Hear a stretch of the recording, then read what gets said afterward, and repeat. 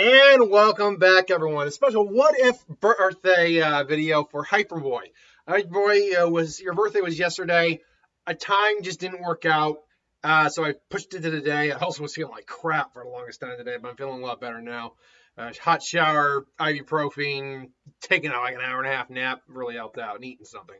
But yeah, so you had initially asked for a Naruto What If involving Naruto being sent to a arc in One Piece. Unfortunately, I mentioned that I don't really follow One Piece very well, so if I knew that I had to do that for like a schedule later in the week or throughout the month, I could have more time. But like a day prior, that one I had to work a bit on.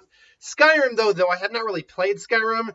You asked what if Part 1 Naruto was sent to just the world of Skyrim. That's a lot easier to handle. So here's that. And there's well, it's not anywhere near the level of like say DC, Marvel, even to a degree Dragon Ball or something like that. There's enough shenanigans that happen in something like Naruto where we could make an argument of how he could get sent back there through the power of things like the Otsutskis. There's even a freaking anime arc in Boruto where they actually do go back in time. So this isn't as unrealistic as possible. Through maybe some weird training scenarios, a weird forbidden jutsu gets discovered. Part 1 Naruto is sent to the world of Skyrim. Now, he would first be wondering what the hell is going on. Obviously, he'd be engaging in, in the world, and at first, it wouldn't seem like it's anything that different from his world. When you really break it down, Skyrim's world is not too dissimilar from Naruto in terms of like geography, even like a lot of the wildlife. That said, you have dragons, you have the undead, trolls exist, dragonborns exist, obviously. So it is not a one-to-one from a what's the term I'm looking for here? From a ecological perspective. It's not a one-to-one, but it is pretty close. That first Naruto would just be wondering where he's going, wondering where Pervy Sage is. Now, one of the big things that stands out immediately when he reaches a village and asks for help is his wardrobe stands out like a sore thumb, like even beyond Naruto standing out like a sore thumb. And that Kill Me Orange stands out even in Naruto. Here, he does not even wear that. He's not wearing anywhere near close to the standard attire. So people are wondering who he is. He has no money, at least no money that works in this world. And at some point, I think what happens is Naruto, that town gets raided either by the main character going down the roads of being just a piece of shit, or just by some sort of band of marauders, barbarians, whatever. And unfortunately for them, Naruto by part 1 has an expert use of the Shadow Clone Jutsu, barring the experience learning technique. And he's got an expert use of the Sengon. He's got a summoning jutsu from Bunta, and because that's space-time, it's a space-time ninjutsu. Summoning jutsus technically are, because you're literally summoning something from across long distances in another distance, another place. You're teleporting pretty much. Because of that, it is a space ninja, so Bunta can show up. And he has the Rasengan and is able to use the Fox's chakra, as well as being able to use the Academy Jutsu. We know he was a master of transformation, actually. Substitution was under his belt. The only thing he couldn't do was a standard clone jutsu. So you have all those under his effect. Naruto can actually handle low-level to mid-level thugs without too much difficulty. Now, it's at this point where he maybe has to fight a dragon shows up and attacks, and Naruto's like, that's a freaking dragon! What the hell? Summoning jutsu! And everyone hears it, and even the dragon pauses as this, what would actually be the equivalent of probably a near town size in this world, Toad appears like, Naruto, why are you summoning me here? Chief, I'm sorry, but I don't know, I just woke up in this world. Jiraiya's been worried sick about you. He's been nagging me nonstop. Where have you been? Where are we anyway? And he's like, I don't know exactly. We'll have to ask people after this. After what? And then he sees the dragon who At this point, I was actually dwarfed by Bunta, and the dragon actually is like, what the? Like, it's immediately like, is that a dragon? I thought they were extinct. Because we actually don't know for a fact if dragons exist in Naruto. In fact, I'm gonna just give that a Google right quick. Because I've got what ifs that involve dragon summoning contracts that I'll eventually get to. Let's see, dragons in Naruto, are they a thing? I think it has been vaguely mentioned, dragons in Naruto. Let's find out if that's a thing or not. The Genryu are the 5 legendary dragons that appear in Naruto's Shippuden Blade character. Okay, so in a video game, there are dragons. In fact, there are 5 elemental dragons. And you know what? As far as you could have done for dragons in Naruto, those all look half bad. 1 second, I'll get the image here for you. Let's see. And boop. And yeah, as far as the dragons look, though, that doesn't look too bad for dragons. Granted, they're in a video game, but you can see how that art style would eventually could be adapted to Naruto a bit more like the series. Those aren't bad looking. Let me see. In the history, before the First Shinobi War, the Genryu fertilized the land belonging to the Ryu clan. If all 5 dragons are merged together, they formed Lightning Ryu. Really, I would think Tiamat would be the better option, but okay, a very powerful dragon capable of destroying the world. So basically, Lightning Ryu. Okay, Lightning Ryu is pretty nice looking. That's Lightning Ryu right there. So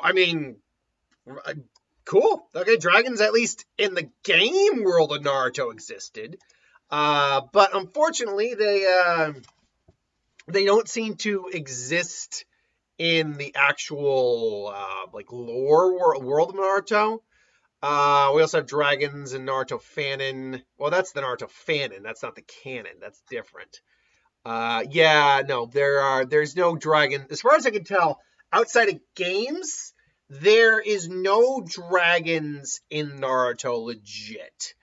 But they could have been added, honestly. There are plenty of techniques named after dragons. But that could just be, cultural kind of scenario. So the idea that they could have theoretically existed is possible, but maybe just went extinct, or you just got those 5 main dragons. But Bunta's just they went extinct decades ago. They went extinct at least a century ago. And the dragon just flies, flying and attacking. Oh, back off, you flying lizard! What a liquid bullet! Just nails the dragon, and the dragon falls. And dragon's just getting up. Now are you going to stay down, or am I going to have to make some new lizard skin gloves? And the dragon's can understand, but just attacks again, but just cleaves it in two. Well, that was annoying. So everybody's like, what's going on here?